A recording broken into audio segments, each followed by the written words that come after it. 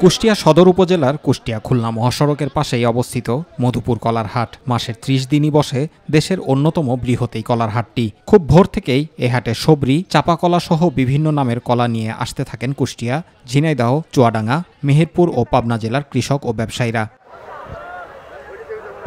খেতে দারুণ সুস্বাদু হওয়ায় পবিত্র রমজান উপলক্ষে অন্যান্য সময়ের তুলনায় এখানকার কলার দেশব্যাপী চাহিদা বেড়েছে কয়েক গুণ। প্রতিদিনই ঢাকা, চট্টগ্রাম সহ দেশের বিভিন্ন জেলায় প্রায় কোটি টাকার কলা সরবরাহ হয় এই হাট থেকে। এতে লাভবান হচ্ছেন এ অঞ্চলের কৃষকরা। অনেক জায়গা থেকে ব্যাপারীরা আসে, আমরা মাঠ থেকে নিয়ে আসি। অনেক কলা আমার কিনাও আছে, আবার নিজেরও আছে, চাষও করি।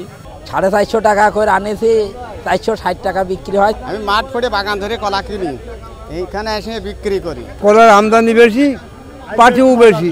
মধুপুর হাটের কলা ফরমালিন মুক্ত ও খেতে সুস্বাদু, তাই সারা দেশ থেকে এখানে কলা কিনতে আসেন ব্যাপারীরা। এখানকার কলা বিভিন্ন জেলায় বিক্রি করে লাভবান হচ্ছেন তারা। আপনার 2 দিন এখানে হাট করি, আলহামদুলিল্লাহ এবছর মোটামুটি ভালো আছে। কলা কিনে ঢাকায় পাঠাবো, আরও তা চাবার। এবার খুব একটা দুধ ভালো, কলার দাম ভালো, বাজার ভালো। গাড়ি ভাড়া বাদে হাট খরচ সহকারে কমিশন নেই 10 টাকা কান্দি। 1988 সাল থেকে চালু হয়েছে মধুপুর কলার হাট। পবিত্র রমজান উপলক্ষে প্রতিদিন অন্তত 50 ট্রাক কলা সরবরাহ হয় এ হাট থেকে। হাটের কর্তৃপক্ষ বলছেন, কুষ্টিয়া সহ আশপাশের কয়েকটি জেলা থেকে ব্যবসায়ীরা ও চাষিরা কলা নিয়ে আসেন এ মধুপুর হাটে। পাশাপাশি সারা দেশ থেকে এ হাটে কলা কিনতে আসেন ব্যাপারীরা।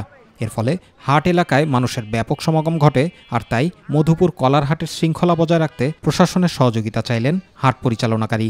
বাজারে যদি রাস্তা করে যায় ভিতরে, তাহলে আর কোনো সমস্যা হয় না। হাটের জায়গা প্রচুর, সেই হিসাবে বাজারের ভিতরে কোনো রাস্তা নেই। এই রাস্তাগুলো করার দরকার। জেলা কৃষি অফিসের তথ্য মতে জেলায় এবার ৩,২৭৭ হেক্টর জমিতে কলার আবাদ হয়েছে।